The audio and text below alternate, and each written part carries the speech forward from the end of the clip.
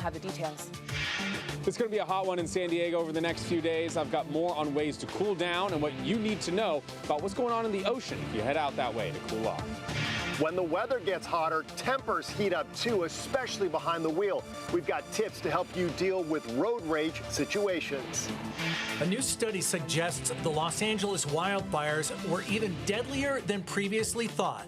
Really only scraped the surface of the tragic toll of the LA wildfires. Why researchers say the death toll could be off by hundreds.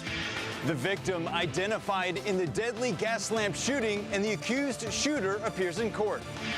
It's back to school season, the chance to get a free backpack and school supplies. CBS 8 News Live at 6 starts right now.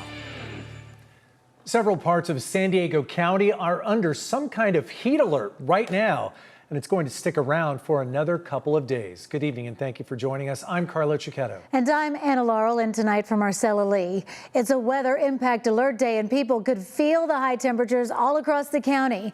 Tonight, CBS 8's Alex Cheney is standing by with some tips on how to stay cool. But we start out tonight with Chief Meteorologist Carlene Chavis, who's standing by with a look at what it's like outside right now. Carlene. We're still feeling that heat outside right now. So we had daytime highs across the inland valleys, widespread with 90s today. Also had some triple digits that popped up. And when we look at our current temperatures, we're still holding on to some of that heat. You have 93 degrees for Escondido, 89 degrees right now for Ramona, getting away from that high of 99. We also have the 90s for Alpine as well as for Campo. So as you can see, most of that heat is inland right there along the coast. You have the 70s, and we're looking at daytime highs of being the 80s by tomorrow. So we are looking at the peak of the heat being for Thursday. Continuation for inland areas when it does come to the heat advisory for the inland valleys and the mountains, with highs upwards of 102. Extreme heat across the desert puts those highs right back into the 1-teens. When you look at your highs for tomorrow, 100 degrees for Valley Center, Ramona 101, the same for Campo. Also widespread 90s east of the 15, the 1-teens for the desert, 99 degrees for Julian, and even talking about warmer than usual temperatures at the coast and those 80s. We'll take a look at your complete forecast coming up. Anna. Thanks, Carlene. As always, you can find an extended weather forecast on our free streaming channel, CBS 8 Plus. Download on your TV and watch for free. And like Carlene said, the beach is going to be a popular place for people looking to beat the heat. CBS 8's Alex Cheney is live at Mission Beach right now with more on how to stay safe when swimming in the ocean and other places you can go to cool down. Alex. That's right. It is a hot one all across San Diego today, but here at Mission Beach, a little bit cooler outside. I talked with many people who told me they came from the eastern part of the county and made their way over to the beach today. And here's a few tips for you to beat the heat. 97 on my house right now. And how hot do you think it is here right now? Yeah, I know it's 72. John Dungan is from Santee and says his family takes a beach vacation every summer. He's happy this trip fell on a heat advisory. We come down for a week every year in August and stay in a place right over there that, we're very fond of.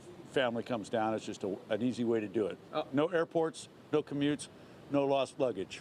One family came down the mountain from Alpine to enjoy a cooler day at the beach.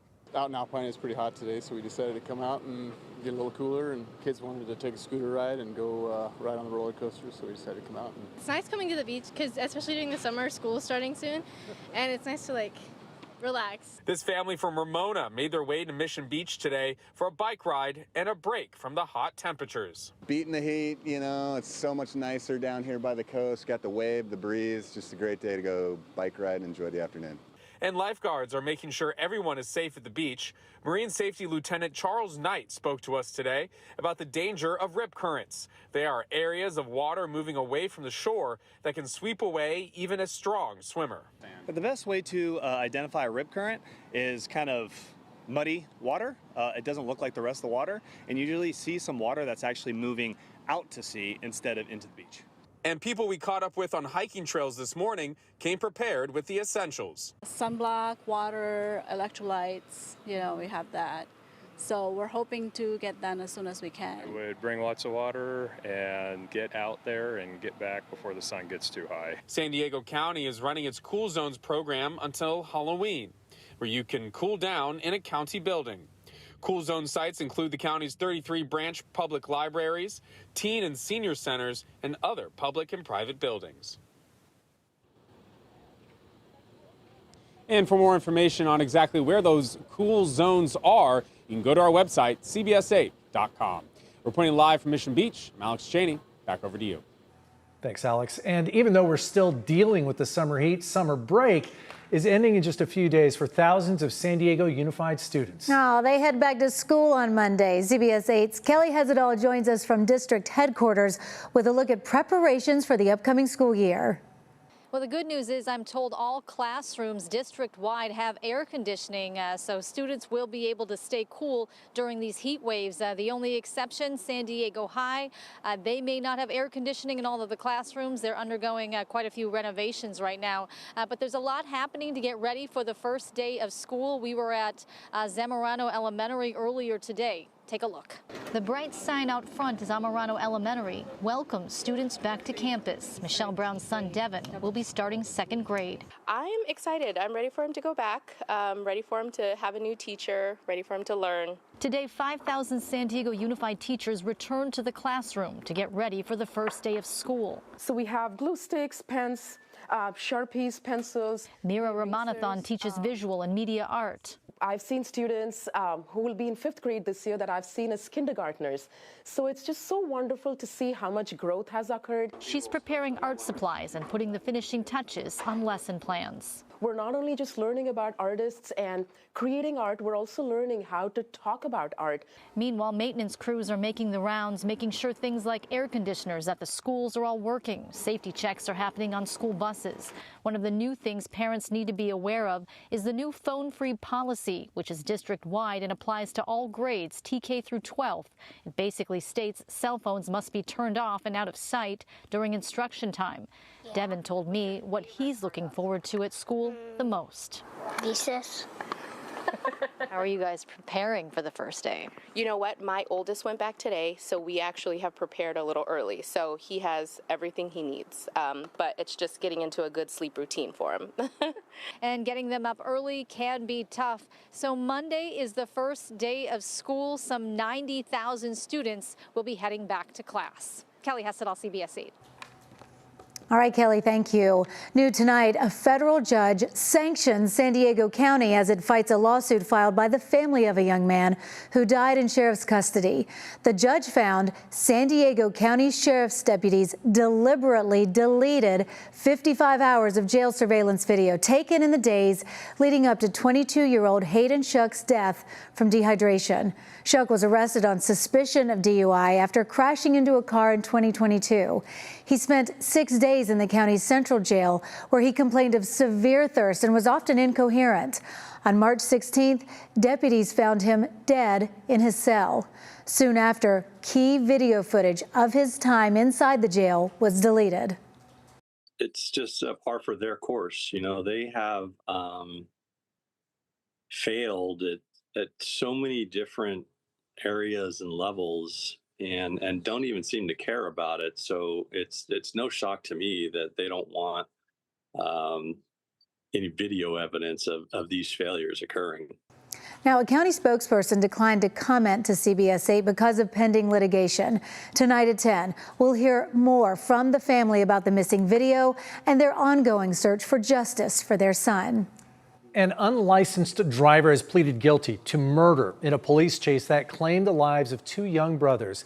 This happened back in December of 2023. 21-year-old Angel Salgado was being chased by police when he rear-ended a car on an 805 off-ramp in Mountain View. That crash sent the car down an embankment where it caught fire, killing 8-year-old Malachi Orozco Romero and his 4-year-old brother Mason. Their mother and another woman were injured in the wreck but did survive. Salgado is facing 30 years to life in prison at his sentencing next month.